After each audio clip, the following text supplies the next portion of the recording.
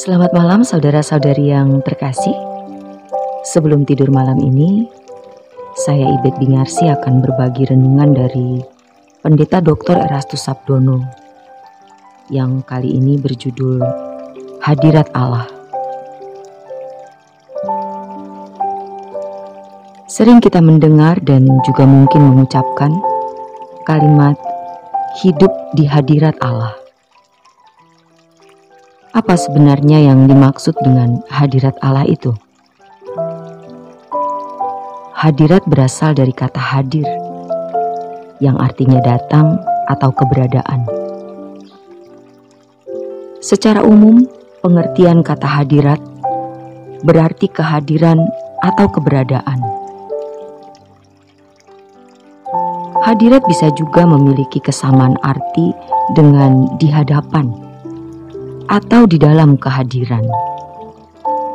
Jadi, kalau dikatakan di hadirat Allah, berarti suatu tempat atau suasana di mana Allah hadir. Dalam pengertian luas, di hadirat Allah berarti keadaan di mana seseorang mengalami kehidupan yang berinteraksi dengan Allah. Berinteraksi artinya hubungan timbal balik, di mana ada percakapan yang dalam dan saling mempengaruhi perasaan masing-masing. Orang yang memiliki percakapan dengan Allah bukan hanya banyak berdoa atau mengucapkan kata-kata kepada Allah, melainkan Allah juga berkata-kata kepada orang tersebut. Dalam hal ini, bukan hanya Allah yang mendengar perkataan kita, melainkan juga kita mendengar perkataannya. Dalam interaksi, perasaan Allah dapat disukakan atau didukakan. Dalam bahasa asli Alkitab Perjanjian Lama, kata di hadirat Allah terjemahan dari Le Panim Elohim yang artinya di muka Allah. Panim artinya muka atau wajah berbentuk jamak. Kalau diterjemahkan secara harfiah, panim berarti muka-muka atau wajah-wajah. Hal ini mengesankan banyak muka atau banyak wajah. Apakah ini berarti Allah banyak mukanya atau Allah berjumlah lebih dari satu? Tentu tidak. Maksudnya adalah bahwa Allah ada di mana-mana, yang oleh karenanya bisa dijumpai dan umat dapat berinteraksi dengan Dia. Dalam Perjanjian Baru, kalimat di hadirat Allah diterjemahkan enopion to theo, in face of God. Kisah Para Rasul 14 ayat 4. Dalam bahasa Inggris diterjemahkan dengan before God. Dalam Perjanjian Baru, kalimat di hadirat Allah juga tertulis to prosopoin to theo, artinya di dalam kehadiran Allah. Dalam bahasa Inggris diterjemahkan in the presence of God. Ibrani 9 ayat 24. Memang Allah Maha Hadir. Sejak dahulu juga hadir di mana-mana atau omnipresent. Tidak ada tempat di mana Allah tidak hadir. Dalam Mazmur 139, kemana aku dapat pergi menjauhi roh-Mu?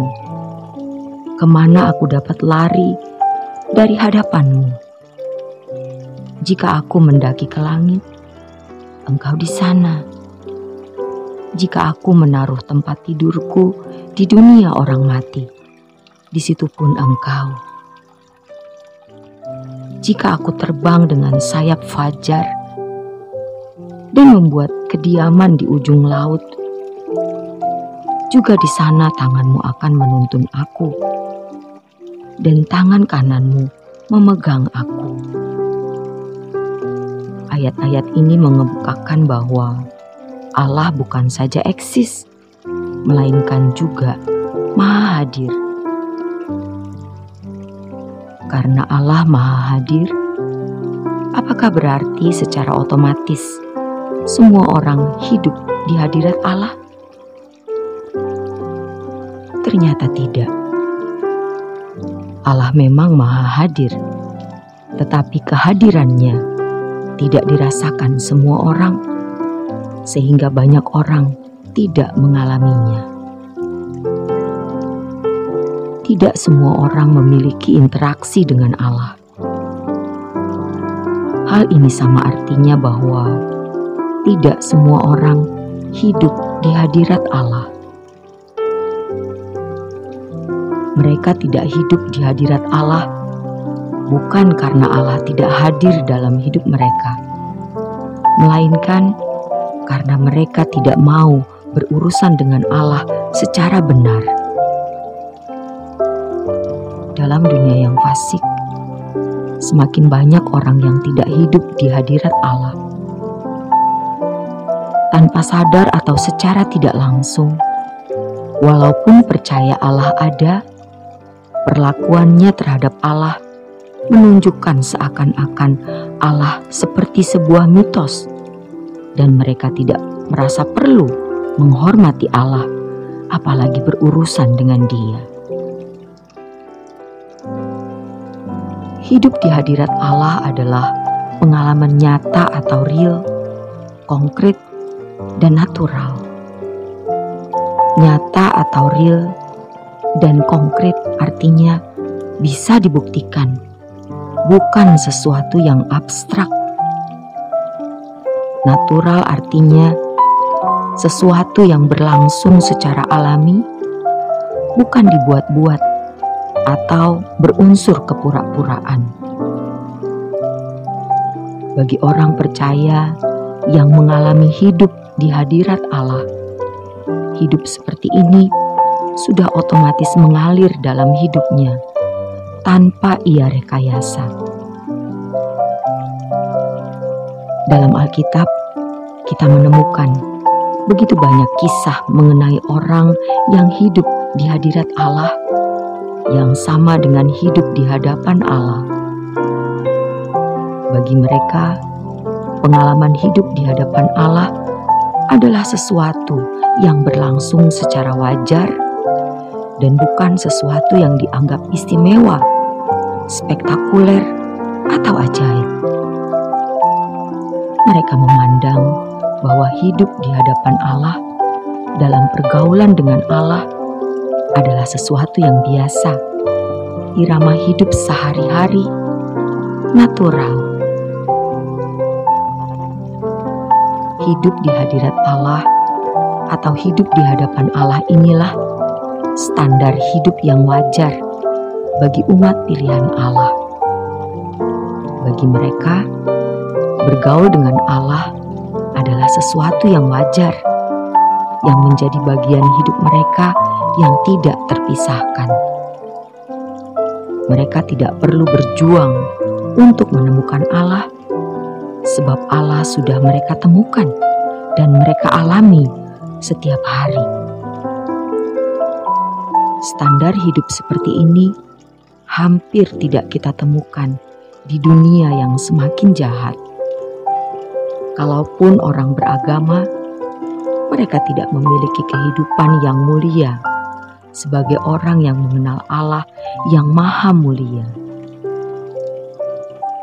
Hadirat Allah berarti keadaan di mana seseorang mengalami kehidupan yang berinteraksi dengan Allah.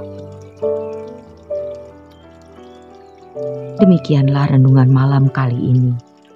Kiranya renungan ini memberi pencerahan bagi kita semua. Selamat beristirahat dalam berkat Tuhan.